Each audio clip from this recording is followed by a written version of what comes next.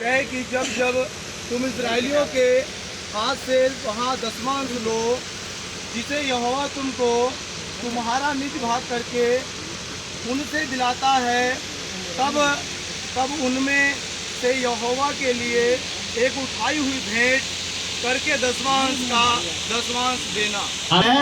लेवियों के लिए मूसा के द्वारा परमेश्वर का मैसेज है। परमेश्वर अपने दास मूसा से कुछ बात करता है। इधर ध्यान दीजिए, सब लोग बातें ना करें आपस में। परमेश्वर ने मूसा से बात किया कि लेवियों को कुछ कहे, और क्या कहे कि जब इजरायली लोग इनको दसमांश दें, अब लेवी कौन है ये भी जान लीजिए लोग, है ना। हम लोग की सेवा करते हैं, किसी की सेवा पास्टर की है, किसी की सेवा प्रेरित की है, किसी की सेवा अपोस्टल की है, किसी की सेवा टीचर की है ना। यहाँ पर लिखा है परमेश्वर के वचन में कि मिलाप वाले तंबू की सेवा लेवियों की थी। क्या करते थे? मुलाकात करते थे, प्रभु के चरणों में आकर प्रार्थना में बैठते थे, परमेश्वर के हजूरी में आकर वो लोग इबादत किया करते थे। उस मिलाप वाले तंबू की देख रेख करने के लिए ये लेवी लोग थे वहां पर।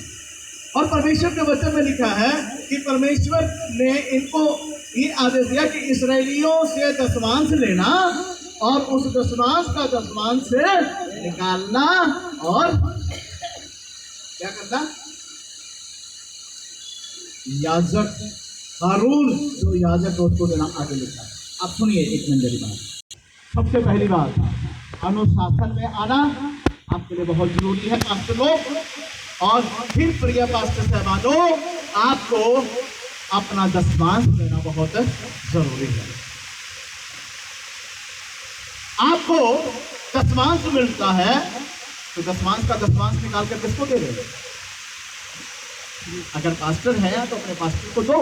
और अगर आपके पास्टर से खटपट हुई है या आप अपने है ना, पहली बात तो अगर नाराजगी है तो दूर करो, क्योंकि बाइबल में लिखा है कि जब तू परमेश्वर के चरणों में क्या करे, भेंट दे, तो अपने भेंट देने से पहले क्या कर, वही जोड़ दे भेंट, और जाकर क्या कर, मेल मिलाप कर।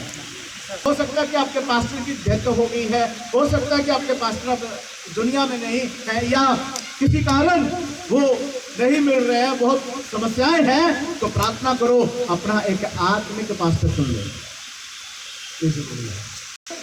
तो परमेश्वर की कृपा आपके ऊपर नहीं आएगी, आप हमेशा पैसों के मामले में कमजोर ही रहोगे, हमेशा कमजोर रहोगे, उठ नहीं पाओगे।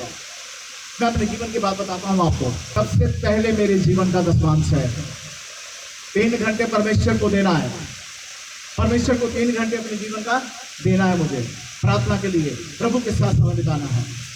उसके बाद पैसे का दसमांश, मुझे कोई 10 रुपये दे, चाहे मुझे कोई 50,000 दे या 1000 दे, लेकिन मैं उनमें ईमानदारी के साथ दसवां अंश निकालता हूँ।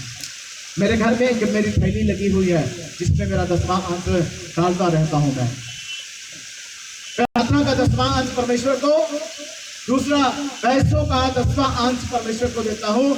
जब 10 पैसे का जमाना था, 20 पैसे का जमाना था, चवन्नी पैसे का जो जमाना था, 98 की जो ये जमाना था, तब भी हमने 98 भी हमने प्रभु के नाम से दसवां अंश निकाला है। आज भी मेरे दसमांश के थैली में 1 रुपए का सिक्का, 2 रुपए का सिक्का मिलता है, और 1 रुपए 2 रुपए का सिक्के से लेकर बड़े नोट तक थैली में पड़ा होता है।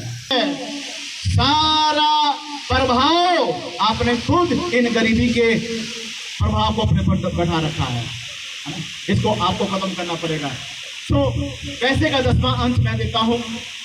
राशन का, आप में से कितने लोग राशन का दसवां अंश देते हैं? दसवां अंश आपको किसी गरीब को नहीं देना है, ये मैं नहीं कह रहा हूं, बाइबल में ही लिखा है। दसवां अंश डिवाइड ना करें अगर आप देते हैं तो। ये नहीं कि मेरे जैसा पास्टर आया आपके घर में दसवां अंश डिवाइड कर दिया, चलो यार आज पास्टर धर्मेंद्र बाजवा आया 200 रुपये निकाल के इसको दे देते हैं। उसके बाद पास्टर आया, थोड़े दिन के बाद चले जाएंगे, चलो 200 इनको भी दे देते हैं। फिर पास्टर मनोज आ गए, है ना, वो धीरे धीरे जो भी दसवां महीने का इकट्ठा हुआ था आपने डिवाइड करके दे दिया। आप गलत तरीकों को अपनाते हैं आप लोग। दसवां अंश आप अपने पास्टर को दें। और अगर आपका पास्टर नहीं है, किसी कारण नाराजगी है, उसकी अपनी नाराजगी दूर करें। फिर भी नहीं बात बनती है तो प्रार्थना करें प्रभु से कि प्रभु मुझे एक अच्छा अगुवा चाहिए जिसके द्वारा मैं आगे बढ़ सकूं, उन्नति कर सकूं और मैं तरक्की कर सकूं और तेरी इच्छा मेरे जीवन से पूरी हो सके। तो ऐसे एक व्यक्ति, एक ऐसा अगुवा दे जो सच्चाई के साथ चलता हो और फिर प्रार्थना के अगुवाई के द्वारा उसको अपना पास्टर माने और उनको अपना दसवां दें।